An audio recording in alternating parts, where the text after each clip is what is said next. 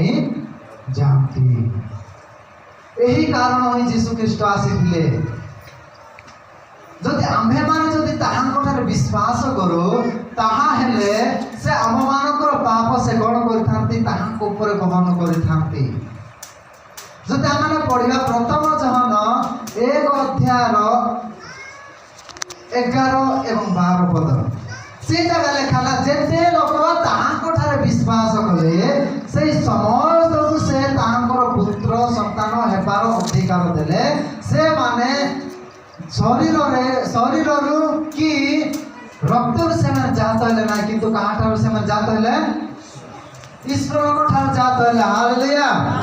आज पढ़िबा सेटा पारुछु से माने जत्ते लोक माने कहा को मते कहू नाही एही जगह जीशु ख्रीष्ट निर्दिष्ट भाव में कहू नांती जे शिष्य माने तुमे माने जति विश्वास करिवो ताहा हेले तुमे माने ईश्वर को संतान बोले ख्यात हबो कि कौनसी जेंटल माने विजाति मानक मते निर्दिष्ट भाव में कहू नांती जति विजाति माने जति विश्वास करिवे ताहेले से माने ईश्वर को संतान बोले ख्यात हबो निर्दिष्ट भाव में कहा को कहू नांती।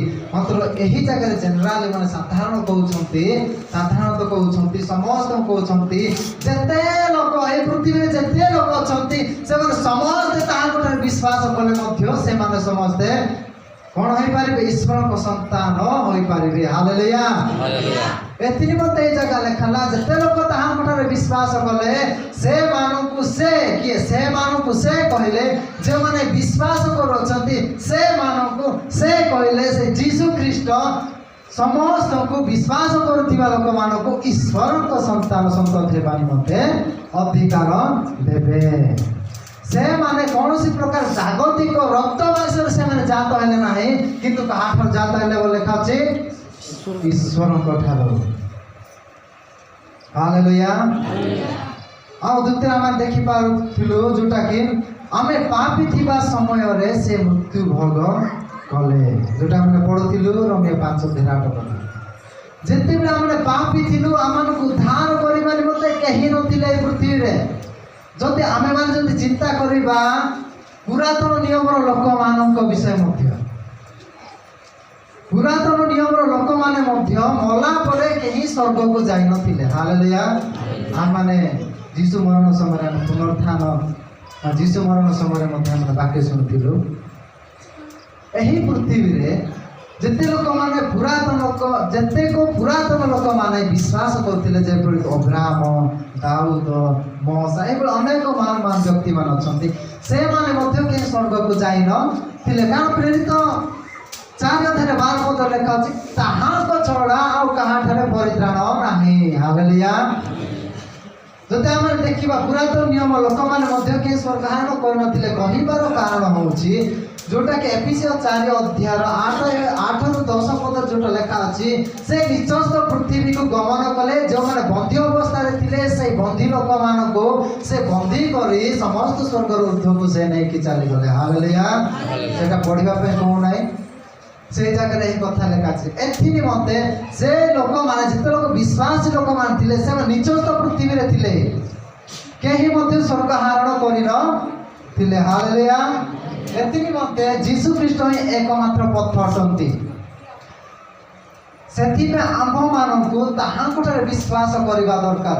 ए पृथ्वी रे कोनोसी जने लोक मध्य नाही जिए कि आमानको पाप रो उद्धार करि पारिबो। तापर तृतीय देखिबा ताहांको पुनरुत्थान आमानको धार्मिक करिथाय। हालेलुया। बा आमानको परित्राण देइथाय। प्रथम आमने पढ़ा रोमियो 6:4 पद रोमियो 6:4 पद आमे माने बाप्तिस्म आमे माने मध्य जीवन नूतन भाव आमे कोन को आचरण एही जगह लिखाइला आमे माने जति बेले दुबन नै थाओ। अच्छा आपण मान गोटे प्रश्न करबा को चाहे अनेक समय आमने भाबी थाओ खाली पापी लोक माने ही कोन हेबे डुबन नेबे हेले जीशु को तो कोनोसी पाप न थिला हेले से काहे कि डुबन नै थिले।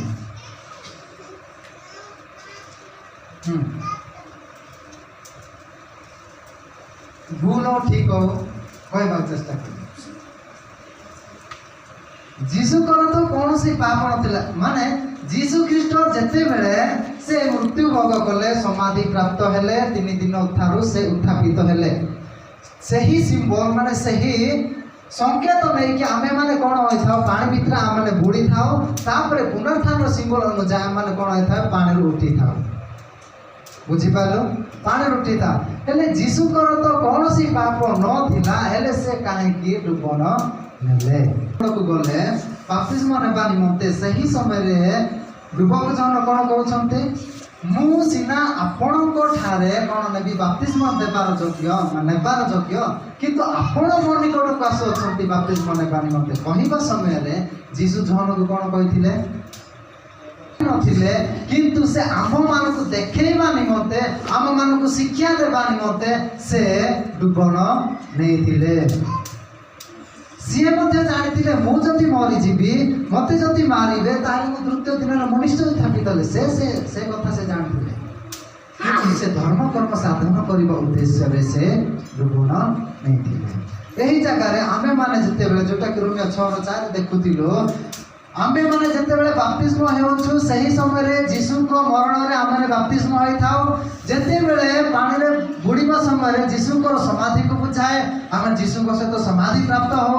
ଯେତେବେଳେ ଆମେ ପାଣିରୁ ବାହାରୁ, ସେହି ସମୟରେ ଆମେ ତାହାଙ୍କ ସହିତ ଉତ୍ଥାପିତ ହୋଇଥାଉ। ହାଲେଲୁୟା। ଆଉ ଆମେ ଦେଖିବା, ଯୋଉଟାକି ଶେଷ ସମୟରେ ମଧ୍ୟ ଆମ୍ଭେମାନେ ଯଦି ତାହାଙ୍କଠାରେ ବିଶ୍ୱାସ କରୁଛୁ, ଯଦି ଆମେ ତାହାଙ୍କଠାରେ ଅଛୁ, ତାହା ହେଲେ ଶେଷ ସମୟରେ ଆମମାନେ ମଧ୍ୟ ଉତ୍ଥାପିତ ହେବା। 1 Corinthians 6:14। ଆମ୍ଭେମାନେ ଯଦି ଯୀଶୁଙ୍କ ଠାରେ ବିଶ୍ୱାସ କରିନାହୁଁ, ତାହେଲେ ଆମେ କିପରି ଉତ୍ଥାପିତ ହୋଇପାରିବା? ଉତ୍ଥାପିତ ହୋଇପାରିବା କି ନାହିଁ? କାରଣ ତାହାଙ୍କ ଠାରେ ହିଁ ଶକ୍ତି ଅଛି। ତାହାଙ୍କ ଶକ୍ତିରେ ଆମମାନଙ୍କୁ ସେ ଉଠାଇବେ। ତାହାଙ୍କ ପୁନରୁତ୍ଥାନରେ ମଧ୍ୟ ଶକ୍ତି ଥିଲା। ସେଥିନିମନ୍ତେ ସେହି ଶକ୍ତିରେ ସେ ଆମମାନଙ୍କୁ ଉଠାଇବେ। ଆମେ ପଢ଼ିବା ରୋମିଓ 4:25 ଲେଖା, ଆମ୍ଭେମାନେ ଜାଣୁ ଛୋଟ ଶିଶୁ ହେଲେ ମଧ୍ୟ ତାହାଙ୍କ ଠାରେ ପାପ ରହିଥାଏ, କିନ୍ତୁ ସେହି ପାପ ଜାଗି ଉଠି ନଥାଏ।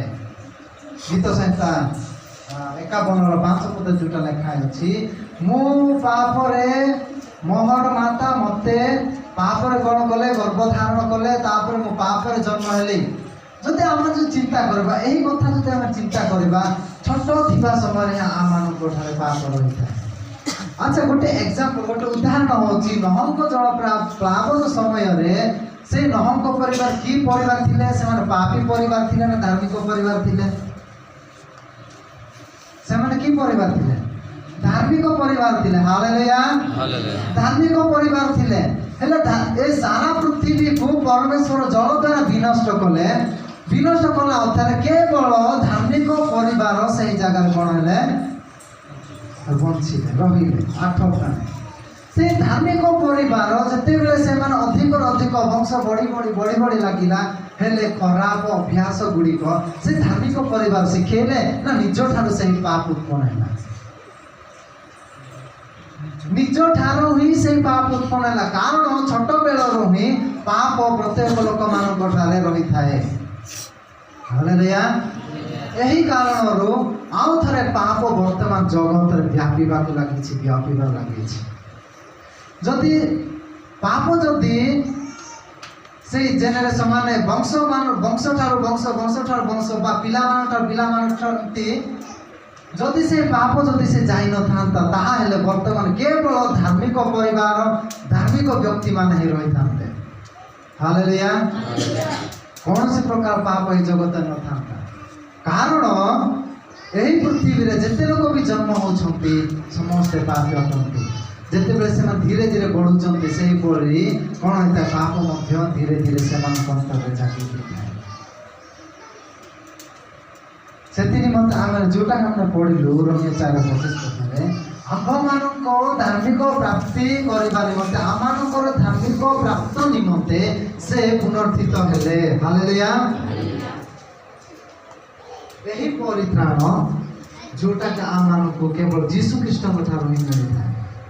से जहाँ किसी भी ए पृथ्वीर से ताहाको जन्म ठारो ताहाको मरण पर्यंत जहाँ किसी भी से कार्य कले सही समस्त केवल आम मानक परित्राण निमंते मु मध्ये बुधवार दिन गोटे मु प्रसंग नहीं बुधवार दिन कोकी देवी चली गले से शिक्षा देले से जते बेले से शिक्षा देले से सेवा कार्य करबा समय से ही शिक्षा आम मानक पालन करबा दरकार द्वितीय आमे माने ताहाको मृत्यु द्वारा मान उद्धार प्राप्त होइथाओ परित्राण प्राप्त होइथाओ कारण आमे पापी थिलु आम मानकर पाप मोहन करबा निमंते से एही जगत को आसीथिले से आम मानक उद्धार करबा निमंते एही जगत को आसीथिले से आम मानक पाप उद्धार करबा निमंते से क्रूस रे चढ़िले आमे माने सिना आम मानक पाप पाए माने मरि थांतु किंतु जीसु ख्रीष्ट से आम मानक पाप पाए मृत्यु भरण कले हालेलुया